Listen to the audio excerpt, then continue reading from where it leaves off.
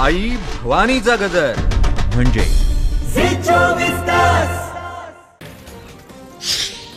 मांढरदेव इथल्या काळूबाई देवीच्या यात्रेला सुरुवात झाली आहे। देवीच्या दर्शनासाठी राज्यभरातून लाखो भाविक मांढरदेव गडावर दाखल झाले। कोरोना संकटानंतर पहिल्यांदाच यात्रा पार पडते। कुठलाही अनुचित प्रकार घडू नये यासाठी सातारा पोलिसांकडून मोठा बंदोबस्त तैनात करण्यात आलाय। देवीला 17 तोळे वजनाचे नवीन दागिने तयार करण्यात आले। मालेगावच्या चंदनपुरीमध्ये जेजुरीची पालखी आणि अखंड ज्योत दाखल झाली। वाजत गाजत भंडाऱ्याची उधळण करत येळकोट येळकोट जय मल्हारच्या जयघोषात गावातून या ज्योतीची मिरवणूक काढण्यात आली। पालकमंत्री भुसे यांच्या हस्ते महापूजा पार पडणार आहे। 15 दिवस ही यात्रा सुरू राहणार आहे। जेजुरीत पौष पौर्णिमेनिमित्त गाढवांचा बाजार भरला। जेजुरीच्या गाढवांच्या पारंपरिक बाजारात काटेवाडी, गावठी आणि विविध प्रकारची हजारो गाढवं दाखल झाले। 10,000 रुपयांपासून ते 1,20,000 पर्यंतचा भाव या गाढवांना मिळालाय। गुजरात, राजस्थान, आंध्र प्रदेशातून ही गाढवं विक्रीसाठी आली आहेत। उच्च शिक्षण घेण्यासाठी आता तुम्हाला देशाबाहेर जाण्याची गरज भासणार नाही, कारण देशातच परदेशी विद्यापीठांना कॅम्पस सुरू करण्याची मुभा देण्यात आली। विद्यापीठ अनुदान आयोगानं या संदर्भातील नियमावली सुरू केली। जगात टॉप 500 विद्यापीठांसाठी आता भारतात प्रवेशद्वार खुलं असेल। 75 वर्षांवरील ज्येष्ठ नागरिकांना इन्कम टॅक्स म्हणजेच आयकर भरावा लागणार नाही। 2023च्या केंद्रीय अर्थसंकल्पाआधीच पंतप्रधानांनी ज्येष्ठ नागरिकांना हा दिलासा दिलाय। मागच्या अर्थसंकल्पात केंद्र सरकारनं हे आश्वासन दिलं होतं। संभाजीनगरात पोलीस शिपाई भरतीसाठी चक्क डॉक्टर आणि इंजिनियर मैदानात पाहायला मिळत आहेत। शिपाई पदासाठी अनेक उच्चशिक्षित तरुणांनी अर्ज केलाय। डॉक्टर, इंजिनियर, वकील, MBA अशा सर्वच क्षेत्रातील तरुणांनी पोलीस भरतीसाठी अर्ज केलेत। यावरून बेरोजगारीचं भीषण वास्तव पुन्हा एकदा समोर आलं। पोलीस अधिकाऱ्यांच्या गणवेश भत्त्यात वाढ करण्याचा निर्णय गृह खात्यानं घेतलाय। गणवेश भत्ता 5,000 वरून 6,000 करण्यात आलाय। पोलीस उपनिरीक्षक ते अप्पर पोलीस अधीक्षकांच्या पदापर्यंत हा लाभ दिला जाणार आहे।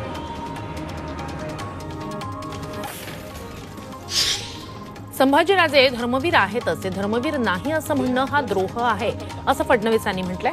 देव, देश, धर्मासाठी संभाजी महाराज लढले असं फडणवीस म्हणाले। संभाजीराजे स्वराज्यरक्षक होते या भूमिकेवर ठाम असल्याचं अजित पवारांनी म्हटलं होतं आणि त्यानंतर फडणवीसांनी ही टीका केली आहे। छत्रपती संभाजीराजेंसाठी स्वराज्यरक्षक ही जास्त व्यापक बिरुदावली आहे असं राष्ट्रवादीचे खासदार डॉक्टर अमोल कोल्हे यांनी म्हटलंय।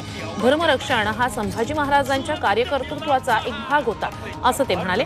छत्रपती संभाजीराजे हे धर्मवीर नव्हे तर स्वराज्यरक्षक होते या अजित पवारांच्या वक्तव्यानंतर अमोल कोल्हेंनी ही प्रतिक्रिया दिली। महापालिका निवडणुकांपूर्वीच ठाकरे आणि विरोधक सिनेटच्या निवडणुकीत एकमेकांना भिडणार आहेत। गेल्या 10 वर्षापासून एकहाती सत्ता असलेल्या युवा सेनेच्या सिनेटचा गड काबीज करण्यासाठी मनविसेचे अध्यक्ष अमित ठाकरे यांनी जोरदार तयारी सुरू केली। आदित्य ठाकरेंना आव्हान देण्यासाठी मनविसे, शिंदे गट आणि अभाविपलाही सोबत घेण्याची चर्चा रंगू लागली। 30 एप्रिलपर्यंत बाजार समित्यांच्या निवडणुका घ्या असे निर्देश मुंबई हायकोर्टाच्या नागपूर खंडपीठानं दिले। तसंच ज्या बाजार समित्यांवर अशासकीय प्रशासक मंडळ कारभार पाहत आहे त्यांना बाजूला करून त्यांच्या जागी शासकीय प्रशासक मंडळ म्हणजेच जिल्हा उपनिबंधक किंवा सहाय्यक उपनिबंधकांकडे कार्यभार सोपवण्याचे निर्देशही कोर्टानं दिलेत। अयोध्येत महाराष्ट्र भवन उभारण्याचा मार्ग अखेर मोकळा झालाय। अयोध्येत महाराष्ट्र भवनासाठी जागा द्यायला उत्तर प्रदेशचे मुख्यमंत्री योगी आदित्यनाथ यांनी तयारी दर्शवली। मुख्यमंत्री एकनाथ शिंदे यांनी योगी आदित्यनाथ यांच्याकडे अयोध्येत महाराष्ट्र भवन उभारण्यासाठी जागा देण्याची मागणी केली होती। या मागणीला योगींनी तत्वतः मंजुरी दिली आहे। प्रियंका गांधी मुंबईत आंदोलन करणार आहेत। 26 जानेवारीपासून हाथ से हाथ जोडो अभियान प्रियंका गांधी सुरू करणार आहेत। भारत जोडो अभियानानंतर काँग्रेस तळागाळापर्यंत पोहोचवण्याचा हा आणखी एक प्रयत्न असणार आहे। राज्याच्या राजधानीत महिला कार्यकर्त्यांचा हा मोर्चा काढला जाणार आहे। उत्तर प्रदेशातील मेरठमध्ये भारत जोडो यात्रेत डुप्लिकेट राहुल गांधी सहभागी झालेत। फैसल चौधरी असं त्या व्यक्तीचं नाव आहे। तो काँग्रेसचा कार्यकर्ता आहे। चौधरी यांनी बागपतमध्ये भारत जोडो यात्रेत भाग घेतलाय। साई रिसॉर्ट प्रकरणी अनिल परबांच्या अडचणी आणखी वाढणार आहेत। ईडीनं साई रिसॉर्टशी संबंधित कागदपत्रांची कसून छाननी सुरू केली। जमिनीच्या खरेदी विक्री व्यवहाराचे सर्व दस्तावेज ईडीच्या हाती लागलेत। गेल्या 15 दिवसापासून शोध घेतल्यानंतर मुरुड ग्रामपंचायतीमधील दस्तावेज ईडीनं आपल्या ताब्यात घेतलेत। भाजपचे नेते किरीट सोमय्या यांनी म्हाडाला पत्र लिहिलंय। अनिल परब यांचं वांद्रे पूर्व मधल्या गांधीनगरमध्ये म्हाडाच्या जमिनीवर अनधिकृत कार्यालय आहे, हे अनधिकृत बांधकाम तोडावं अशी मागणी सोमय्यांनी पत्रात केली आहे। 2 सप्टेंबर 2021ला लोकायुक्तांनी हे कार्यालय पाडण्याचे आदेश दिले होते, मात्र अजूनपर्यंत हे कार्यालय तोडण्यात आलेलं नाहीये। मुंबई महानगरपालिकेच्या रुग्णालयांमध्ये औषधांचा तुटवडा निर्माण झालाय, त्यामुळे रुग्णांना बाहेरील मेडिकलमधून दामदुप्पट दरात औषध खरेदी करावी लागते। तसंच शस्त्रक्रियेसाठी लागणारी ब्लेड आणि अनेक उपकरणंही रुग्णांच्या नातेवाईकांना विकत आणावी लागतात। याचा फटका गरीब रुग्णांना बसतोय।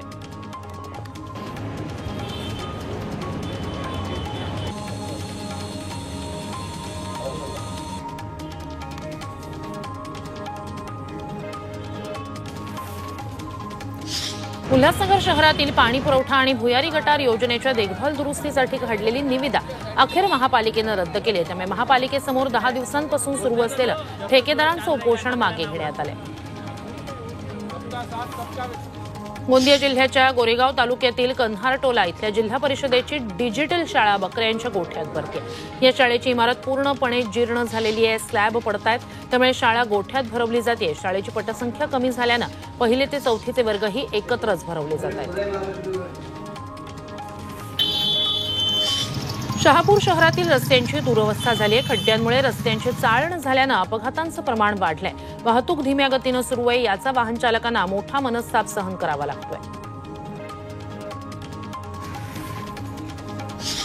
कोरोनाची भीती नसली तरी पुण्यात बूस्टर डोसबाबत सजगता वाढली आहे। दररोज बूस्टर घेणाऱ्यांची संख्या 800 ते 1000वर गेली, मात्र आरोग्य कर्मचारी आणि अत्यावश्यक सेवेतील कर्मचाऱ्यांमध्ये जागरूकता नाहीये। आरोग्य किंवा अत्यावश्यक सेवेतील 30 ते 40 कर्मचारीच रोज बूस्टर डोस घेत आहेत।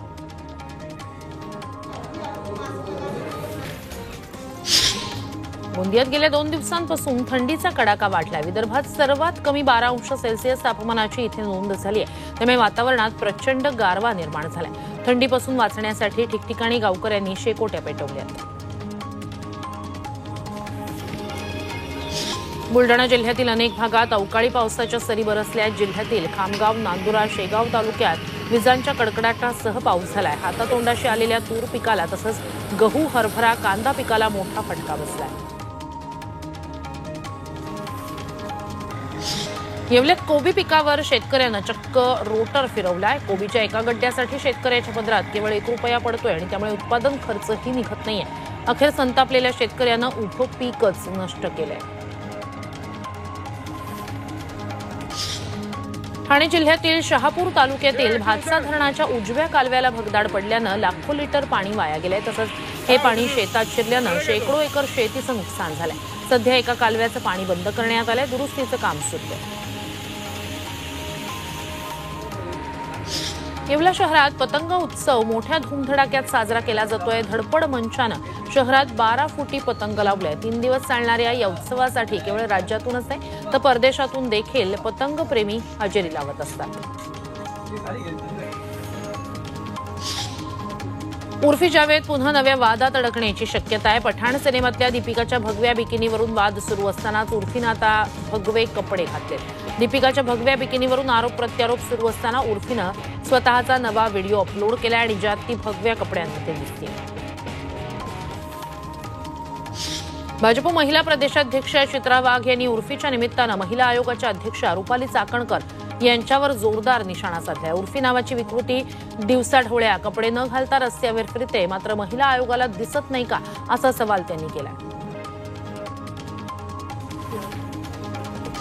मुंबईत आलेले उत्तर प्रदेशचे मुख्यमंत्री योगी आदित्यनाथ यांच्यासमोर बॉलिवूडच्या कलाकारांनी कैफियत मांडली। अभिनेता सुनील शेट्टी यांना #बॉयकॉट बॉलिवूड प्रकरण थांबायला हवं असं आवाहन आदित्यनाथ यांना केलंय। तसंच बॉलिवूडला बदनाम करण्याचं षडयंत्र सुरू आहे असंही सुनील शेट्टीनं नमूद केलंय। समलैंगिक विवाहासंदर्भात सुप्रीम कोर्टात महत्वाची सुनावणी होणार आहे. याआधी सरन्यायाधीश डी.वाय. चंद्रचूड आणि न्यायमूर्ती नरसिंहा यांच्या 2 सदस्यीय खंडपीठानं या संदर्भात केंद्राचं उत्तर मागवलं होतं. जवळपास 32 देशात समलैंगिक विवाहांना मान्यता आहे. भारतातही ही मान्यता मिळावी अशी मागणी समर्थकांची आहे.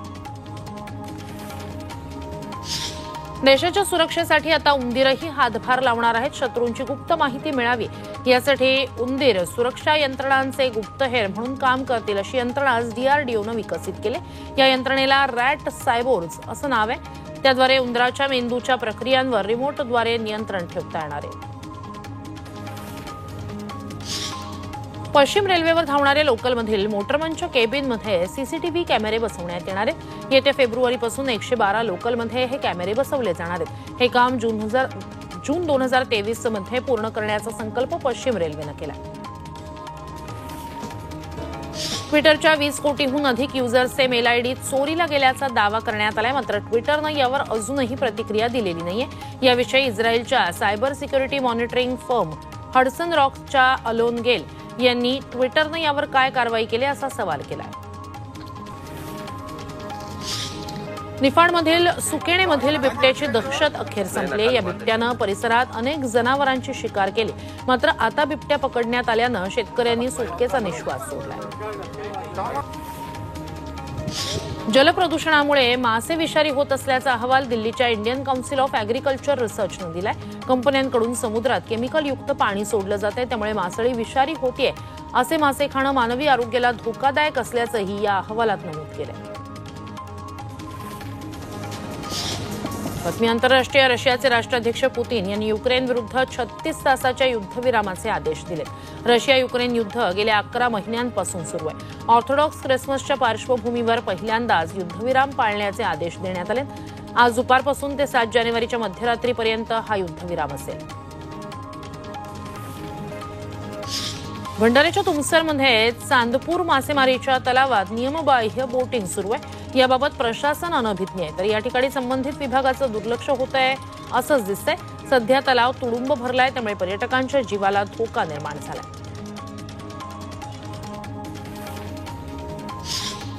पुण्याजवळील लोणी काळभोर इथे पोलिसांनी गावठी दारू बनवणाऱ्या अड्ड्यावर छापा टाकलाय. बल्लाळ वस्ती परिसरात पोलिसांनी ही कारवाई केली.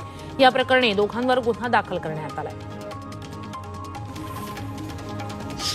समृद्धी महामार्गावर एक बाईकस्वार आपली बाईक सुसाट चालवत असल्याचा व्हिडिओ संभाजीनगरमध्ये व्हायरल झाला. समृद्धी महामार्गावर गंगापूर तालुक्यातील लासूर गावचा हा व्हिडिओ असल्याचं बोललं जात आहे. समृद्धी महामार्गावर 2 व्हीलरला परवानगी नाहीये, मात्र असं असताना ही 2 व्हीलर या महामार्गावर आलीच कशी असा प्रश्न या निमित्तानं उपस्थित झाला. यवतमाळच्या शासकीय रुग्णालयात पुन्हा एकदा डॉक्टरांवर चाकू हल्ला झालाय. डॉक्टर जेबी स्टॅन पॉल आणि डॉक्टर अभिषेक झा असं चाकू हल्ल्यात जखमी झालेल्या डॉक्टरांची नाव आहेत. पेशंटची तपासणी करत असतानाच उपचार घेत असलेल्या रुग्णानंच डॉक्टरांवर हल्ला चढवलाय. यामुळे शिकाऊ डॉक्टरांनी शासकीय रुग्णालय परिसरातच आंदोलन केलंय.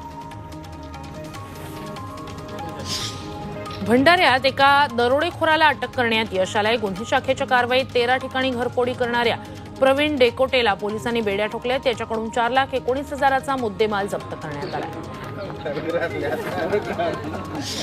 नालासोपाऱ्यात 2 महिन्यांच्या मुलाची खरेदी विक्री करणाऱ्या 5 आरोपींच्या पोलिसांनी मुसक्या आवळल्यात.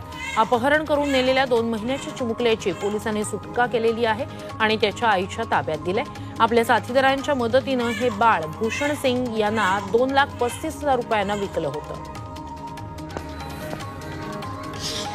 टिटवाळ्यात प्रेयसीवर 35 वार करणाऱ्या प्रियकराला पोलिसांनी अटक केली आहे. प्रेयसी सतत लग्नाचा तगादा लावत असल्याच्या रागातूनच प्रियकर जयराम चौरे आणि मित्रांना मिळून प्रेयसी रूपांजली जाधव हिची निर्घृण हत्या केली. डुप्लिकेट चावीच्या मदतीनं रिक्षा चोरणाऱ्या चोरट्याला डोंबिवली रामनगर पोलिसांनी अटक केली आहे. सीसीटीव्हीच्या सहाय्यानं देवाडिघा या चोरट्याला बेड्या ठोकण्यात आलेल्या आहेत. डोंबिवली पूर्वेकडील तुकाराम नगर परिसरातून आनंद मिरजकर यांची रिक्षा चोरीला गेली होती. दिल्ली एनसीआरमध्ये भूकंपाचे तीव्र धक्के जाणवलेत. या भूकंपाची तीव्रता 5.9 रिश्टर स्केल एवढी होती. काश्मीर खोरं, पाकिस्तान आणि अफगाणिस्तानमध्येही भूकंपाचे धक्के जाणवल्याचं वृत्त आहे. सांगलीच्या खानापूरमधून जाधववाडीकडे मका भरून घेऊन जाणाऱ्या मालवाहतूक ट्रकला अपघात झाला.